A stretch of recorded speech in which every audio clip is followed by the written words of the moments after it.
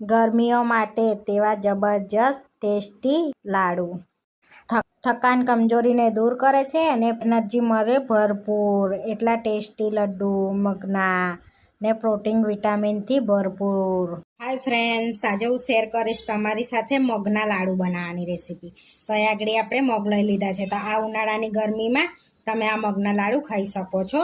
કે એવું નહીં કે શિયાળામાં જ ખાવા, આપણે મગના લાડુ બનાવીશું. તો અહીંયા 300 ગ્રામ મગ લઈ લીધા છે. તો એક બાઉલમાં લઈ લઈશું આપણે. હવે એની અંદર આપણે પાણી એડ કરી અને 2 થી 3 પાણી એને ધોઈ લઈશું મગને સરસ એવા. જો તમારે મગને પલાળીને બનાવવા હોય તો તમે ઓવરનાઇટ માટે પલાળી પણ શકો છો. તો આપણે અહીં પલાળીએ નહીં, આપણે અહીં આગળ ધોઈ અને એને શેકી લેવાના છે. તો આ રીતનું બધું ગંદુ પાણી નીકળી જાય એ રીતના આપણે એને ધોઈ લઈશું.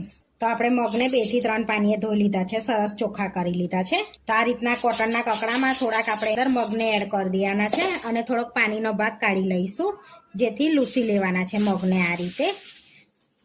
એટલે આ રીતે લૂસવાથી મગ સરસ કોરા થઈ જશે. ડ્રાય થોડાક કરી લેવાના છે, બહુ નહીં આમ, એટલે લૂસી લેવાના છે એટલે વધારાનું પાણી કોટનના કકડામાં આવી જશે. તો મગને કોરા કરી લીધા છે. તો જે પેનમાં આપણે શેકવાના છે ને એમાં જ આપણે કાઢી લઈશું. તો જોઈ શકો છો સરસ એવા કોરા થઈ ગયા છે. હવે ગેસને એકદમ ધીરો રાખીશું અને ધીમા તાપે સરસ મગને શેકી લેવાના છે આ રીતે આપણે, જેથી ભેજનું અંદર આપણે ધોયા છે એટલે એનું પ્રમાણ ઉડી જાય. એ રીતના આપણે ધીમા તાપે એને કન્ટિન્યુઅસ હલાવતા રહેવાનું છે, નહીં તો મગ બળી જશે તો સ્વાદ પણ સારો નહીં આવે મગનો લાડુમાં.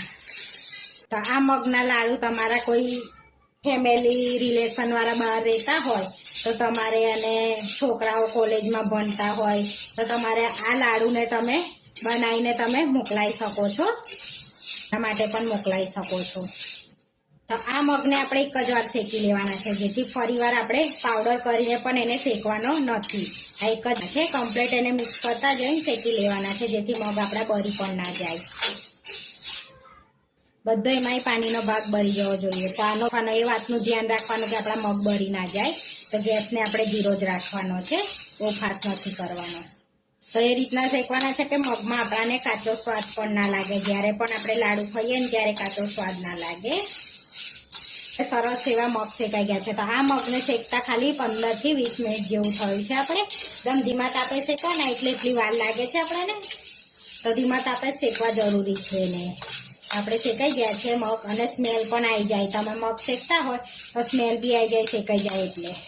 તો અહીંયા ગેસને બંધ કરી દઈશું ને એક પ્લેટમાં આપણે મગને કાઢી લઈશું. તો અહીં આગળ આપણે પ્લેટમાં ઠંડા કરવા રાખી દઈશું મગને.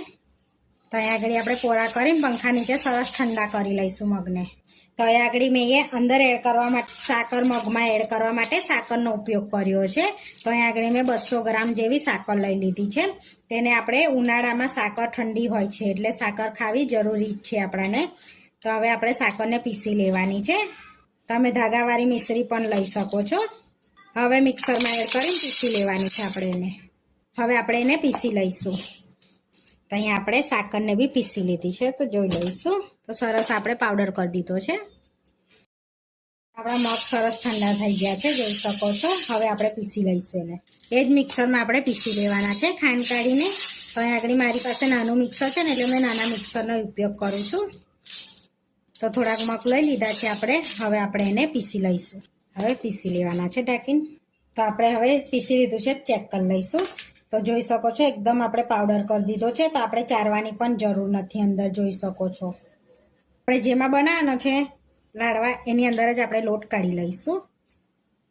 તો આપણે બધા લોટને પીસી લીધો છે, જોઈ શકો છો બધા મગ પીસી લીધા છે. તો અહીં આગળ આપણે કાજુ બદામ અને દ્રાક્ષ લઈ લીધી છે. હવે આ પેનમાં આપણે એને ઘીમાં જ રોસ્ટ કરી લઈશું. 1 ટેબલ સ્પૂન ઘી એડ કરીને. તો 1 ટેબલ સ્પૂન જેટલું ઘી એડ કરું છું મેં. અને આમાં જ આપણે રોસ્ટ કરી લેવાના છે, બહુ નહીં, થોડાક એમ રોસ્ટ કરી લઈશું. આપણા કાજુ બદામ છે કે ત્યાં સુધી ઇલાયચી પાવડર એડ કરી દઈશું ફ્લેવર માટે. તમારે ના એડ કરવો હોય તો સ્કીપ કરી લેજો. હવે આપણે એની અંદર સાકરનો પાવડર એડ કરીશું. પીસ્યો તો એ તો થોડો પહેલાં એડ કરીશું અને મિક્સ કરી લઈશું. તો તમારે ચાખવો હોય તો ચાખીને પણ એડ કરી શકો છો તમે. હવે બધું પહેલાં મિક્સ કરી લેવાનું છે આપણે. તો તમારે ડાયાબિટીસમાં ખાતા હોય તો તમારે સાકર એડ નથી કરવાની. જે ડાયાબિટીસની સુગર આવે છે એ એડ કરવાની છે. થોડીક એડ કરી દઈશું. અને ચાખીને એડ કરવાની છે પછી એવું હોય તો. બાકી આમ તો માપ પરફેક્ટ છે, બધી એડ કરી દઈશું તો પણ. હવે કાજુ બદામ એડ કરી દઈશું આપણે એની અંદર. હવે અહીં આગળ મેલ્ટેડ ઘી લીધું છે આપણે, એ એડ કરીશું થોડુંક પહેલાં. અને 2 ચમચી જેવી ખાંડ લઈ લઈશું દરેલી, અને સરસ હાથેથી એને સરસ મિક્સ કરી દેવાનું છે આપણે.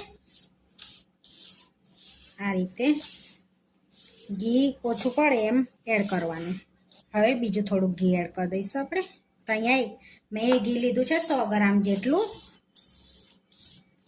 અને મિક્સ સરસ કરી દેવાનું છે, હાથેથી ઘસવાનું છે. ને જે એક બાઇન્ડિંગ આવી જાય ને એટલું ઘી નાખવાનું, જો લાસરે તમારે નાખવું હોય તો. હવે આપણે ખાંડની જરૂર નથી એડ કરવી હોય, તમે વધારે ગળ્યું ખાતા હોય તો વધારે ખાંડ એડ કરવી. તો અહીંયા બધું સરસ આપણે મિક્સ કરી દીધું છે. તો આ રીતે બાઇન્ડિંગ કરીને જોઈ લેવાનું, તો સરસ બાઇન્ડિંગ થાય છે, આપણો ભૂકો નથી થઈ જતો. આ રીતનું બાઇન્ડિંગ થાય ને એ રીતનું ઘી અંદર એડ કરવાનું છે. તો હવે આપણે અંદરથી લઈ થોડોક લોટ લઈને સરસ એવા લાડુ વાળી લેવાના છે. આ રીતના લાડુનો શેપ આલી દેવાનો. તો જોઈ શકો છો સરસ આપણે લાડુ વારી દીધા છે. આ રીતે બધા લાડુને વારી લેવાના છે. આપણા લાડુ બનીને રેડી થઈ ગયા છે. હવે પ્લેટમાં આપણે સર્વ કરી દઈશું. તો અહીંયા પ્લેટ લઈ લીધી છે, એની અંદર આપણે લાડુ લઈ લઈશું. તો આપણે એકદમ પરફેક્ટ મગના લાડુ બનીને રેડી થઈ ગયા છે.